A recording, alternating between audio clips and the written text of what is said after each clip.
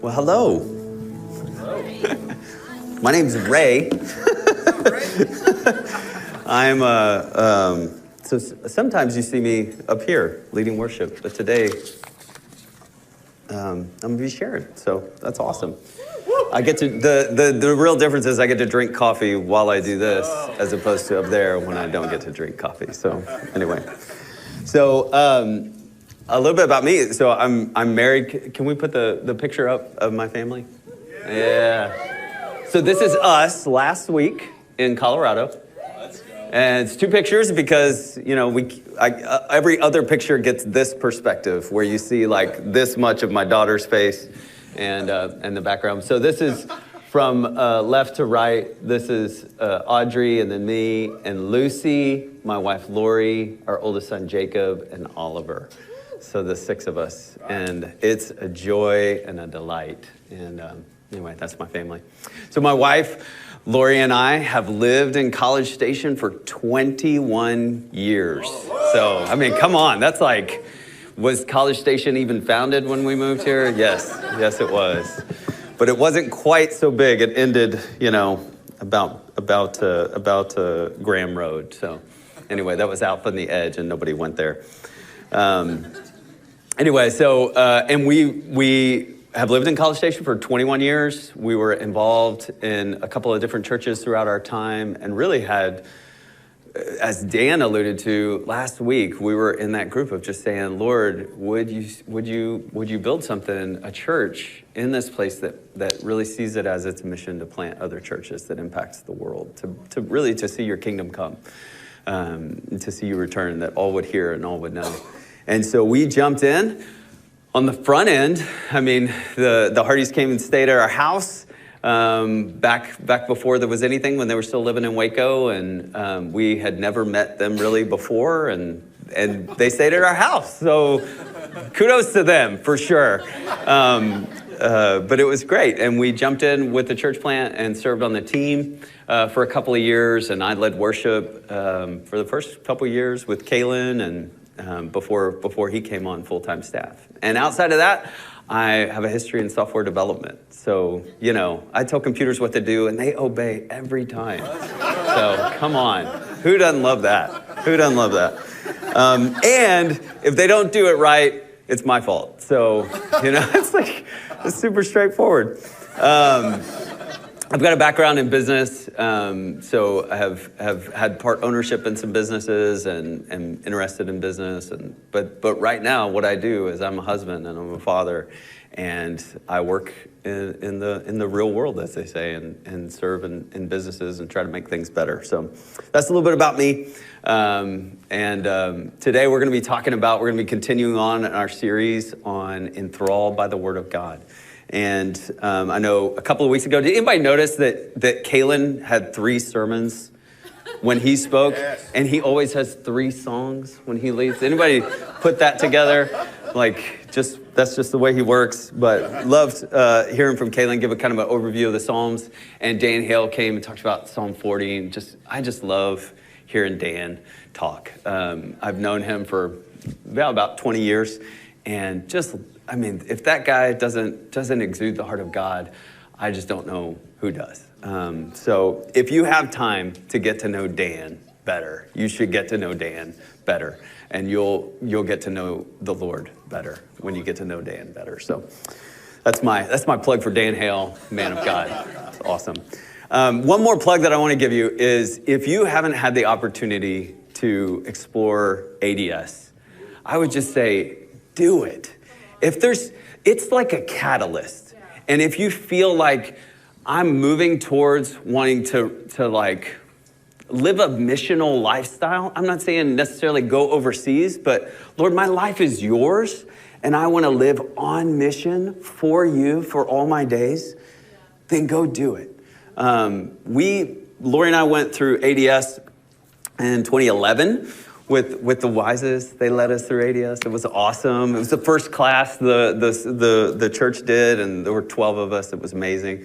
And we read the Bible, the whole thing, pretty much, the whole thing. I mean, it's dry. There's some spots in it that's like real rough. so-and-so begat so-and-so begat so-and-so, and then all the law, and then it's like, didn't I read this already? Oh yeah, that was 2 books ago, but it's the exact same thing said a different way.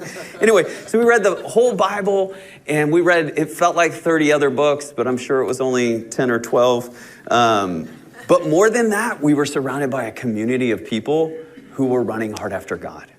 And it was foundational for us because as we processed through stuff, we got to talk to other people about it. We weren't just sitting in our own echo chamber with our own thoughts, but we were surrounded by people who love God, which is why we do life group. It's like, that's why we do life group. We do life group because we need to be surrounded by people who love God, not just all the other voices in our world today. So there you go. It's a plug to ADS and also turn off the news. So, say it again.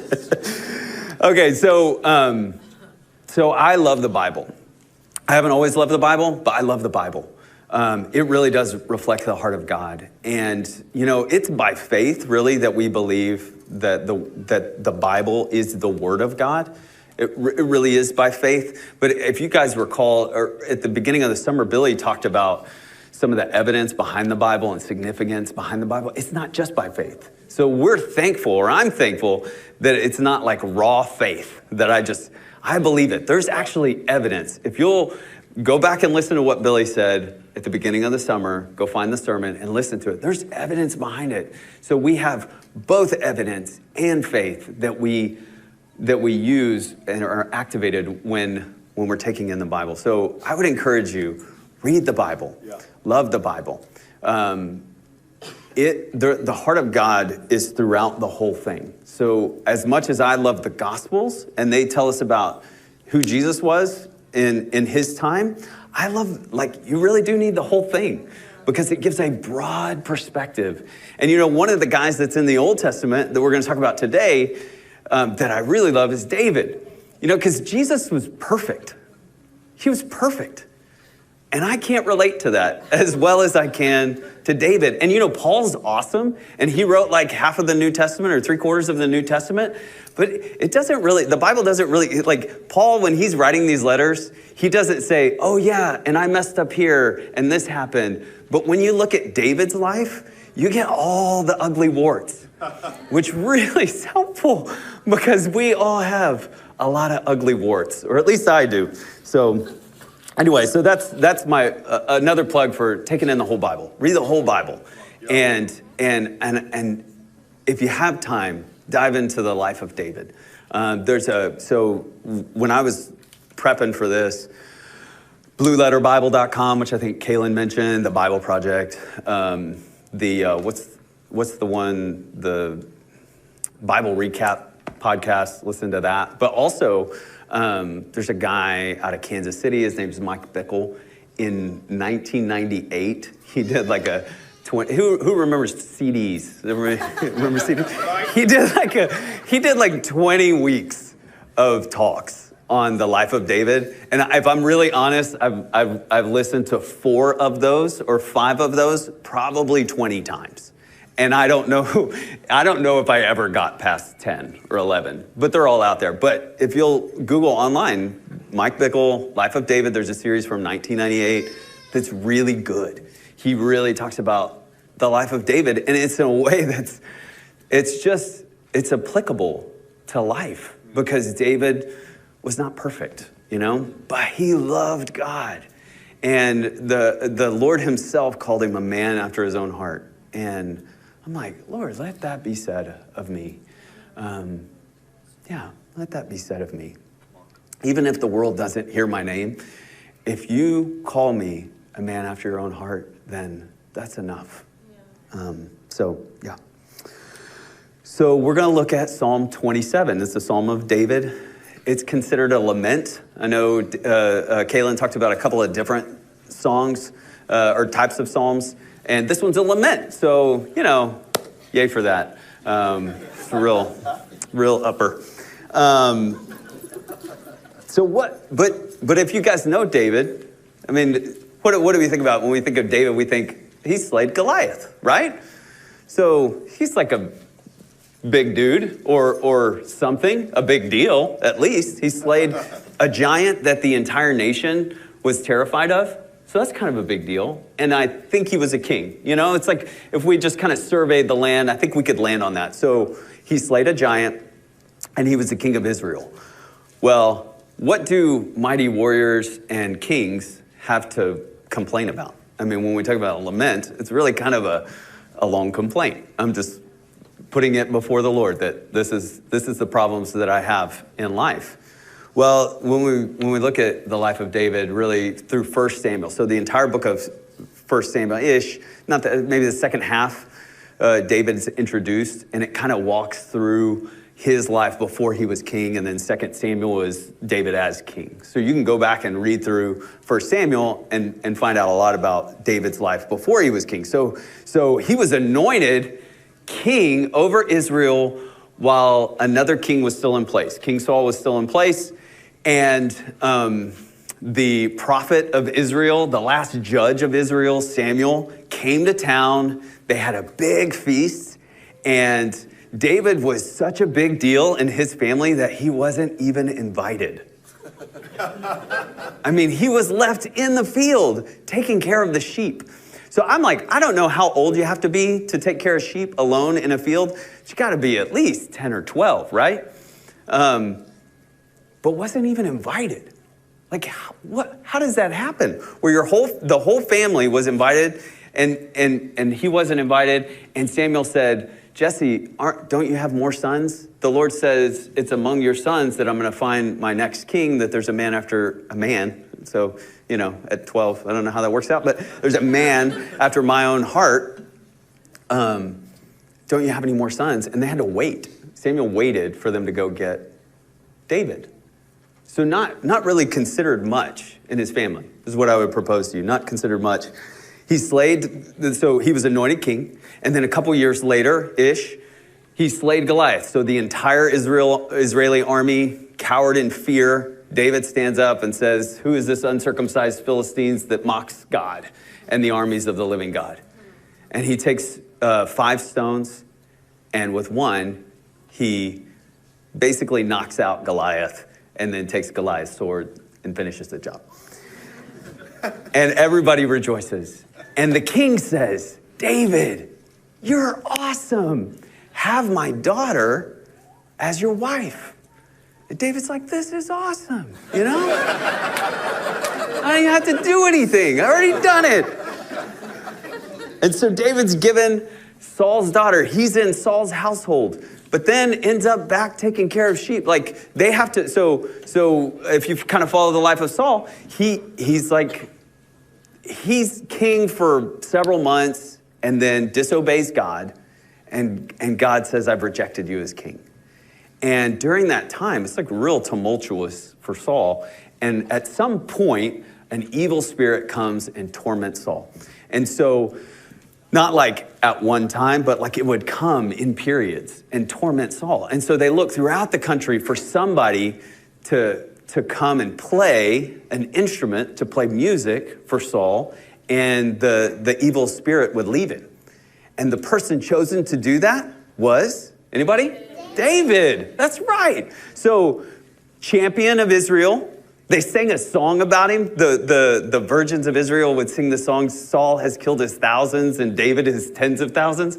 Like, I don't know if we don't really have a ton of songs about people these days. We got a lot of people that are famous for writing songs, but can you imagine like everybody in the nation knowing a song, and we even find out later that other nations knew of this song. Oh, aren't you David? Don't they sing that song about you? It was like the top of the charts, you know? Saul has slain his thousands and David his tens of thousands. And how do you think that makes Saul feel? Not very good. For a guy that's tormented by a demon or an evil spirit, that's not a good combination. So David comes and like serves the king by playing music to ease basically the tension in his heart and his life and to relieve him of this evil spirit. And Saul is so grateful that twice he takes a spear and tries to pin David to the wall. 8 times he tries to kill David. 8 times. 8 other times He either arranged to have David killed, he sent people directly to kill him, or he himself went to kill him. Now, I've been a boss. I am a boss. I know most of you guys have had bosses, but if that doesn't give perspective on like what really is a bad boss, you know? The guy that tries to pin you to the wall with a spear, that's a bad boss. Get away from that guy. So what does David have to lament? Well, I mean, he's got a lot to lament, but that's not where it ends. So after one of these times that Saul tries to pin David to the wall with a spear, he also sends people to kill him at David's house. And thankfully, David's married to Saul's daughter, and she warns him and says, you have to run. So David ran, and he left his wife, which is, I mean, it would break me. I just can't even imagine that. And he went and sought help in a town called Nob from a priest there. And the priest said, all we have is this bread that is basically offered to the Lord. And so if you and your men are clean before the Lord, you can eat the bread. And David said, me and my men are clean before the Lord. And so it was 5 loaves of bread. So the priest gives him 5 loaves of bread. And David said, do you have a weapon? And the priest said, all I've got is Goliath's sword. Which, I mean, like, come on. David won that sword rightfully in battle. I mean, I would challenge you to find a more true owner of that sword than David. And for some reason, David, I mean, I would have put that thing on the wall. I mean, like, that's mine forever. But somehow, David, entrusted to David, it ended up in the house of the Lord. I throw that out there as something to think about. If it were me, it would be up on the wall, but when entrusted to David, it ended up in the house of God. And God returned it to him when he needed it. If you read through the Bible, like the Philistines had forbid the Israelites to work iron back in the day. So they didn't have a ton of iron weapons. And so this sword could have been one of just a handful in the entire nation. And it was entrusted back to David after he had offered it to the Lord. So he goes to Nob, gets some bread, 5 loaves of bread, and then flees, knows he can't stay there, so he flees to the Philistines. He flees to his enemies and has to pretend to be insane, literally, like drool running down his beard so that he's not killed. And that's where the king's like, wait a minute. Isn't this the guy that they sing the song about? This is the guy that slayed his tens of thousands and Saul only his thousands? He's insane. I don't want him here. And so David flees again to Adullam. And he spends a good chunk of time in the cave of Adullam. And it sort of signifies the dark period in David's life. All of this is like to lay the scene for Psalm 27. But here's the kicker. Saul finds out he's fled, and he's mad. He's real mad. And he goes to Nob, and he murders the priest. And not just the priest, but he murders the priest's family. And not just his family, but the entire village. The Bible says he slaughtered men, women, children, infants, cattle, donkeys, and sheep. And David finds out.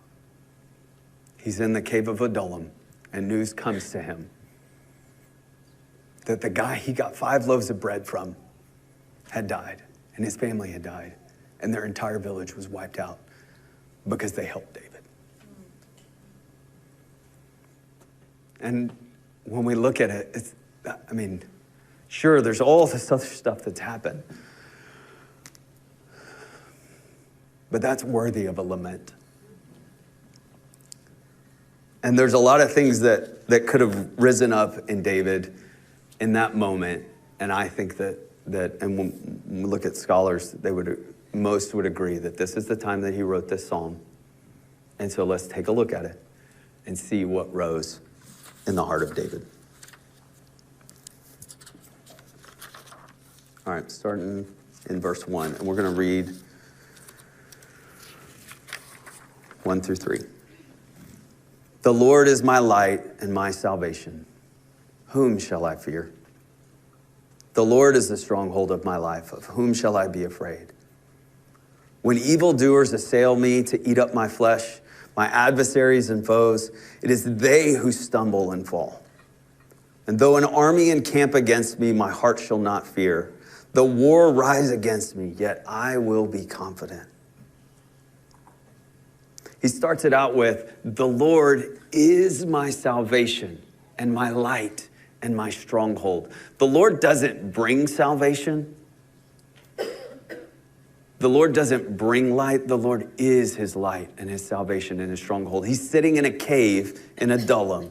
The Lord is my stronghold.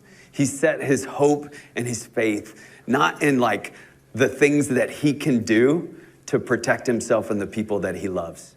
He set his hope that God, ultimately, God is my light. God is my stronghold and my salvation. Of whom shall I be afraid? He's not choosing fear. I get like squeamish and it hurts my heart when my kids hurt. Even more so if I'm the source of their pain, you know? I can't imagine to have that amount of suffering happen in my life. My fear, fear would be a natural reaction. Like, what can I do then? Like, I just need to climb deeper into this cave so that I won't impact anybody around me. Or I need to run away.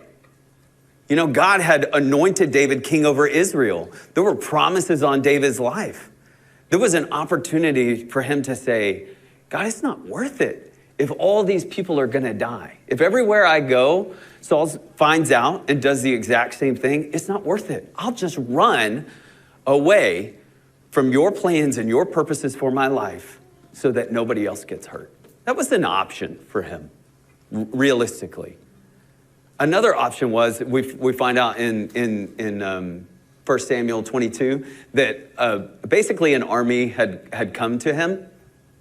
And it was his family, which we all know they had a really, really positive opinion of David. They thought much of him.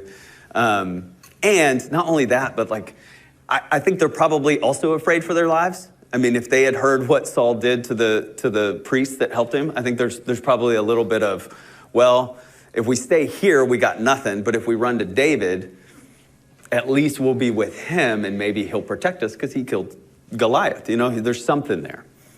And then all those who were in debt and discontent.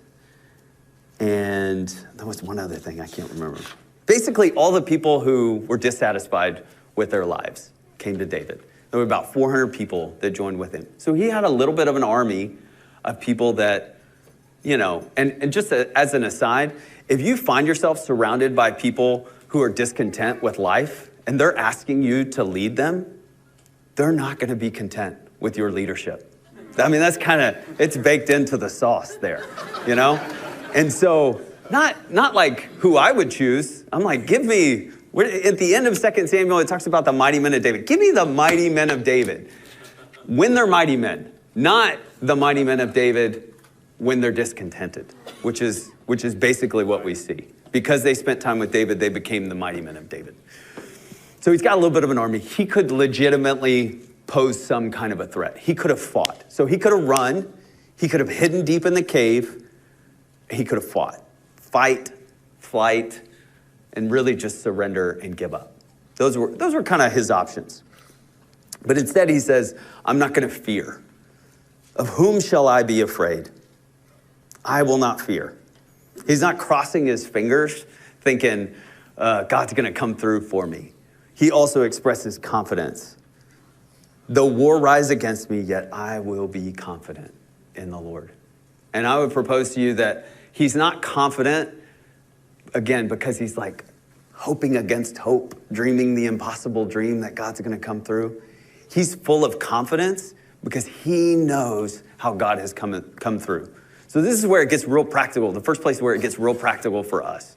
Like, what are we doing in our lives to build confidence? For us and our family, one of the things that we do is just real simple, is when we're having a hard time with our attitudes, and that could be mom and dad, or that could be the kids, we'll actually, in the car mostly, it seems to often happen in the car. Maybe it's because we drove back last Thursday, 16 straight hours from Colorado.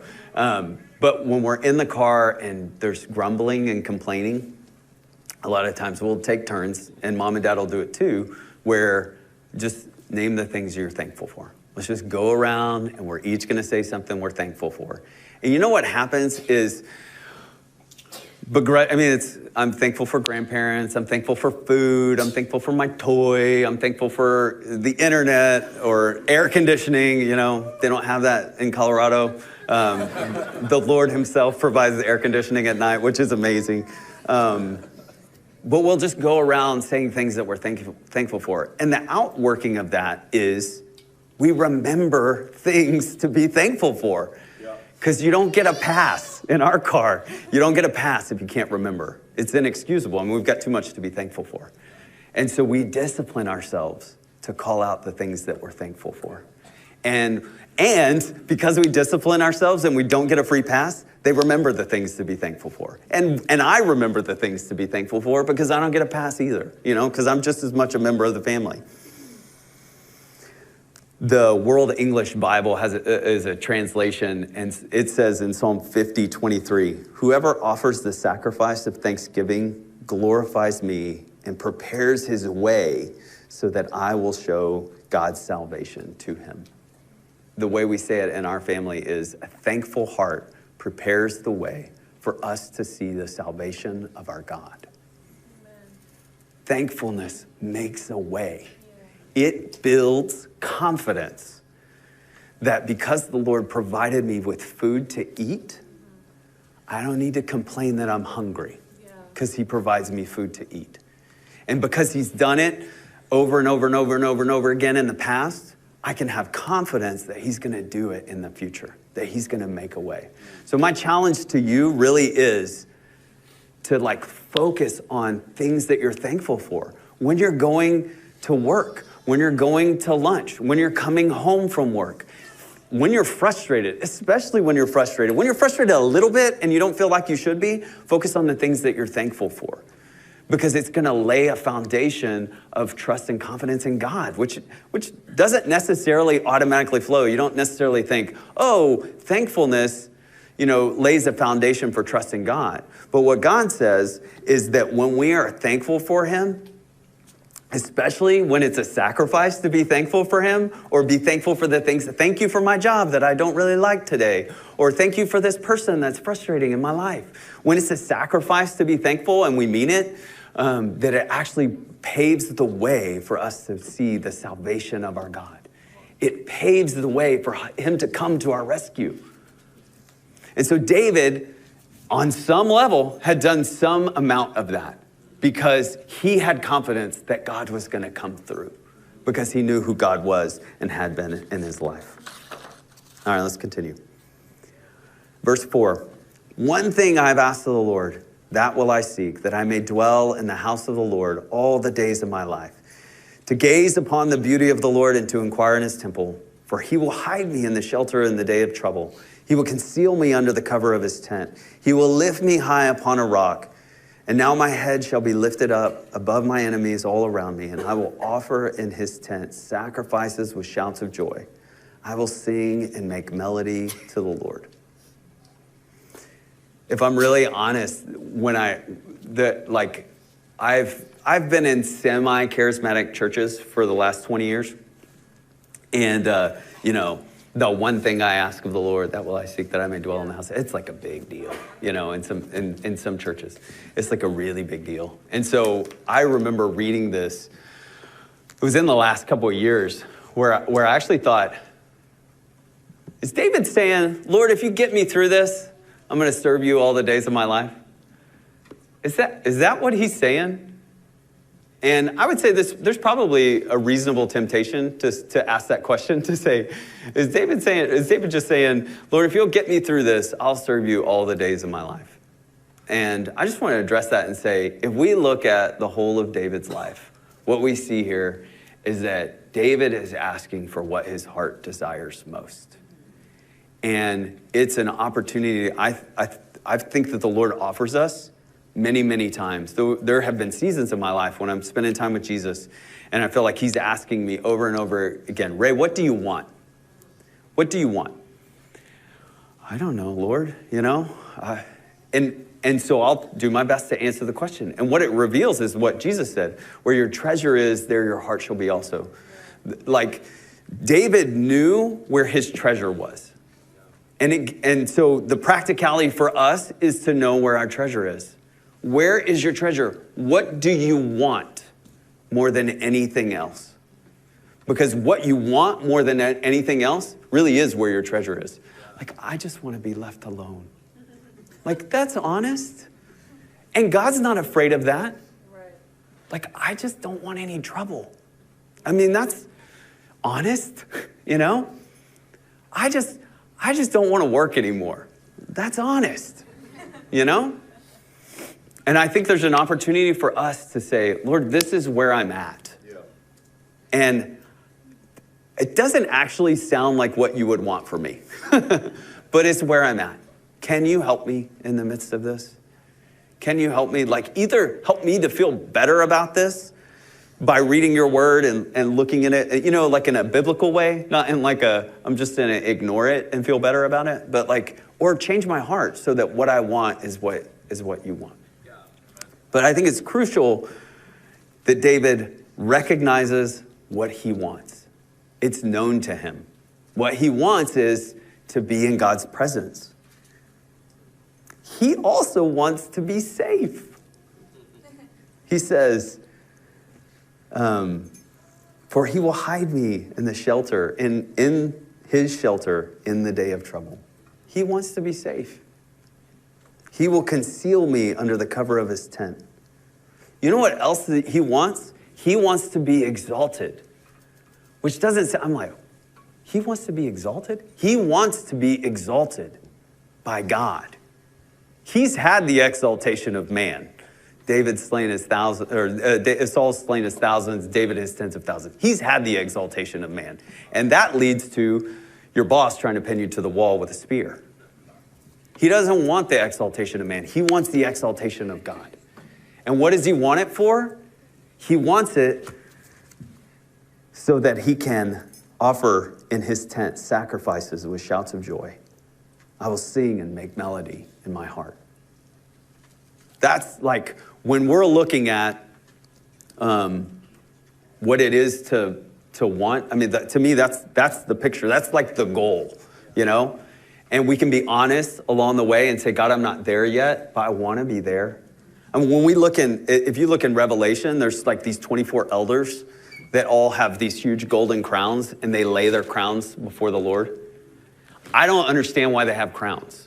Like, just in the natural, I don't understand why they have crowns, except that God gave them crowns so that they could offer them back to the Lord as an honor to him. And so what I see when I read this is like, there's something in the heart of God there.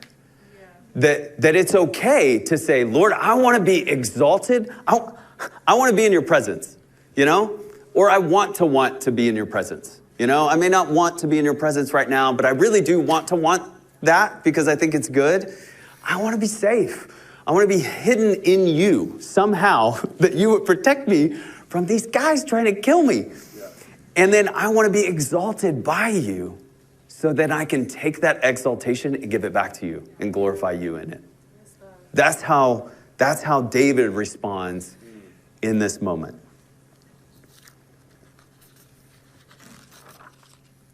So in this, he sort of laid a foundation. He said, you are my light. You are my salvation.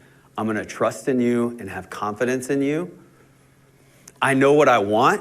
I want to be in your presence. And for us, we kind of have an opportunity to work through that. Of like, I think I want to be in your presence. It sounds boring, but would you kind of give some revelation so that it's not boring, so that I do actually want it inside of me? I really want to be safe. I don't want people trying to kill me or those that I love.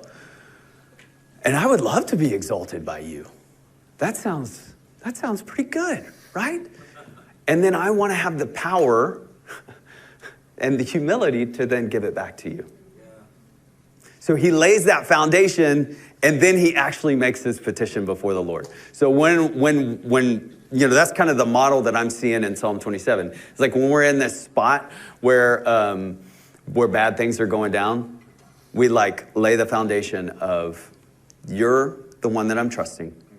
I have confidence in you. I want to be safe, and I want to be in your presence. I want to be with you. And I'm not going to be afraid. And so with that, Lord, hear when I cry aloud. Be gracious to me and answer me. You have said, seek my face.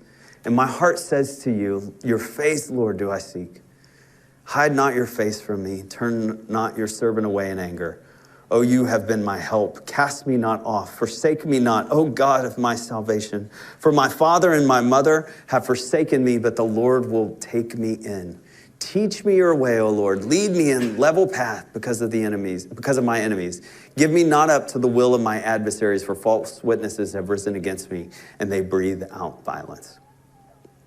So he's laid that foundation, and on top of it, he says, Lord, please don't hide your face from me. Please don't reject me, and don't turn me over to my enemies. But in the middle of that, unlike there's 4 of them, it's the third one. He says something that I think is really crucial for us. Especially it ties back into his options are what? Fight, flight, and kind of surrender or give up. But what David's response is, instead of fight or flight or surrender, kind of give up, is teach me your ways, God. What are you doing, Lord? What are you doing? Yeah. And what can I do in this moment? That option of surrender to say, Lord, I just want to do what you're doing, is the thing that transitions us from like responding and reacting to all the events and situations and circumstances in our lives to walking in agreement and in step with God. Saying, Lord, what are you doing? What are you saying? Help me to do what you're doing, to do what you're saying. And we know that this is not really lip service when we look at the whole of David's life. He really actually does want to do what the Lord is doing, what the Lord's saying. Saul, 10 times, so twice with the spears, 8 other times, tried to kill David. David was twice given the opportunity where Saul had no weapon and was 18 inches away. And David had a weapon. And he would not raise his hand against the Lord's anointed, because he knew what God was doing. And he chose to walk in that instead of gratifying the desires of the flesh and just taking vengeance on this guy that had done atrocities. The world would have looked at it and said it was a righteous act of anger. But David said, I don't care what the world says. I'm going to do what the Lord is saying. And that's the invitation to us. I'm going to have the band come up real quick. All right, so almost there. So Lord, you are my salvation, my safety. I have confidence in you. I want to be with you, exalted by you, and to glorify you in that exaltation. But please don't reject me. Yes. Teach me your ways and show me how you're responding.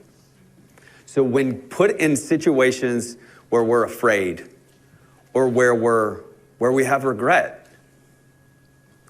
when I look at it, this is the option for us. This is the best option. This is victorious lament. This is what it looks like to acknowledge that it's a hard situation, to say, I'm not going to power through it and just, grit my teeth and make it through. I'm also not going to wallow in self-pity, I'm going to rededicate myself to the Lord and his plans and his purposes. I'm going to act. I'm going to ask to him to act on my behalf, and I'm going to commit myself to knowing his ways. So I just want to share just like a story. Some of you guys have heard this before, but so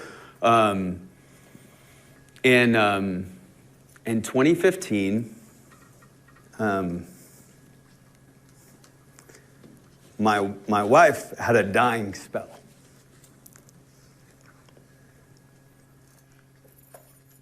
That's what the doctor called it. He said, your wife's had a little dying spell. And, but leading up to that, so she had a massive heart attack. They don't really know what the cause of it was. They think stress-induced, but also there was some sort of hormonal component of it, and also they just don't know. I mean, it's like, this is the world of medicine that we live in. I'm so thankful for our medicine, but there's some uncertainty in there. It's like, we're taking our best guess. Leading up to that, so she was at school. She helps to run a small school in town. And they were at the Christmas party for the school, and she collapsed and stopped breathing. And there was a lady there that performed CPR that was there's just like God on top of God on top of God moments leading into it. Performed CPR on her for 5-10 minutes while the paramedics came. But this is what I want to highlight. For months leading up, she would say to me, something's not right. Something just doesn't feel right. And I don't know what it is. And I would say, she was like, I just feel stressed. I feel overwhelmed. And I would respond with, well, the Lord's called us to all this stuff. He's going to make a way. He's going to make a way. He'll make a way. Let's just keep on keeping on. He's going to make a way. Let's just keep on keeping on. And I got a call on that Thursday morning, and the call said she passed out. The first call said she passed out. And I was like, well, that's no good. I mean, she has been under stress lately, but that's no good. So I'll wrap up what I'm doing and head over there. And I'm driving on Highway 6, and I get another call that says, the paramedics are here, and they're doing CPR. And I thought, my goodness. I had no preparation for that. I had no preparation for that. And so I said, I'm driving on the Rock Prairie turnaround, or turnover that goes over Texas. And I said, Lord, if I've never heard your voice before, I need to hear it right now. What are you saying, God? And he said, leave no room for fear. And it's going to be better after than it was before. And I said, okay, because you said it, I'll believe it. And I just, in light of this, so what does that have to do with this? The Lord knew that, who was I going to fight? I've got nobody to fight except for God, I guess, or the doctors, which I'm not going to fight them. I'm not running away. Where would I run? Well, my whole life is, basically in an ambulance. Where would I run? The Lord knew what you need to know right now is that fear is not an option. This was in my heart, somewhere in there, and the Lord used it to speak. Not the exact words, but the premise was there. Fear is not an option for you. And then he basically said, look for the goodness, because the goodness is coming. That's me paraphrasing what I felt like the Lord was saying. Look for the goodness, because the goodness is coming. I could have, in those moments, felt regret because she mentioned a problem. And I said, the Lord is with us. Let's keep moving forward. Realistically, maybe I did miss it. If I'm just really being honest, maybe I did miss it. Maybe it was my fault. She struggled with, at times, maybe it was her fault. At the end of the day, this side of eternity, we just don't know. So what do we do with it? People suffered potentially because of my action or inaction. So what do I do? What do I do with that? I say, Lord, you are my light and my salvation. And whom shall I fear? You're the stronghold of my life. Of whom shall I be afraid? I want to be in your presence. I want to be covered in the shelter of your wings. I want to be protected by you. I want to be exalted by you. I want to glorify you in that. I want you to make a way for me. And then in verse 13 and 14, David says, I believe that I shall look upon the goodness of God in the land of the living. He could have just known that he was like anointed to be king and it hadn't happened yet. I think he also purposed in his heart that said, regardless of what happens, I have breath today and I'm going to find his goodness. If it's the last thing that I do, I'm going to find his goodness. His goodness is out there. If we just take our eyes off of our circumstances and say, I am going to find your goodness, we will find his goodness. Won't you stand?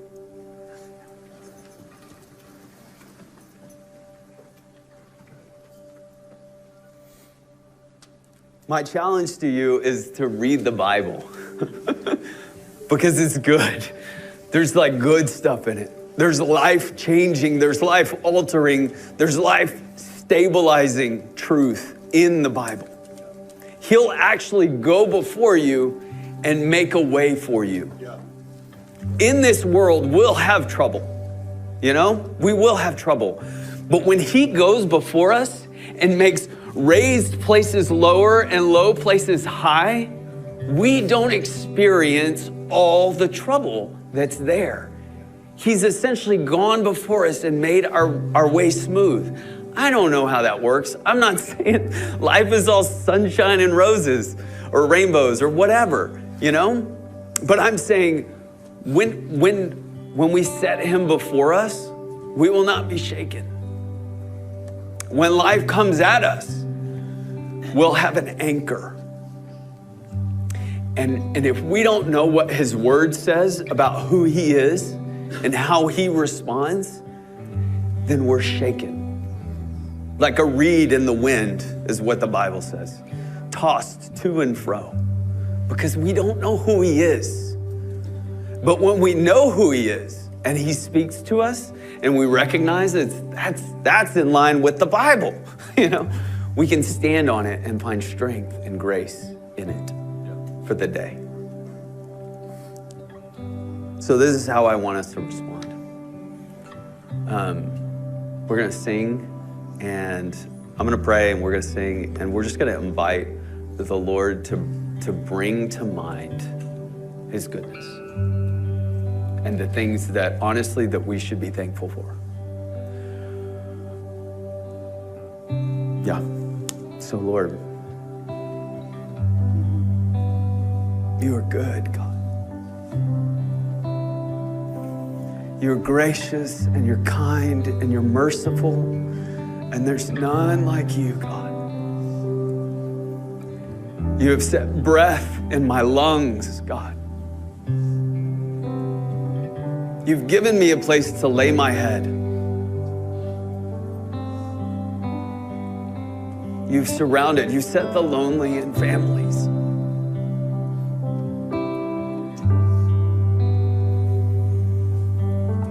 You have the words of life. You've rescued me from my own selfishness and self-centeredness, God, from my own sin and iniquity, from my own destruction. You've rescued me and you've set my feet on a solid place. You've said and committed that you will be with me, God.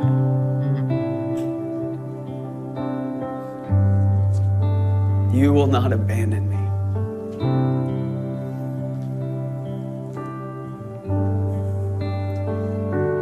So, Lord, we ask that you would come, that you you would stir our hearts and our minds to see your goodness in every moment.